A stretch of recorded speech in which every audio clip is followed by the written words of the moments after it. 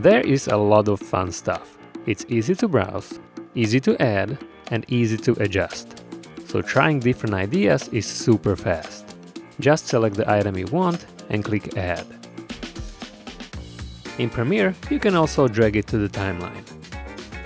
While having it selected, you can do the adjustments in the Edit tab. Now the fonts.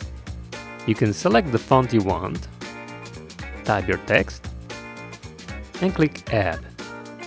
You can do all the adjustments you need, like tracking or even position of individual characters.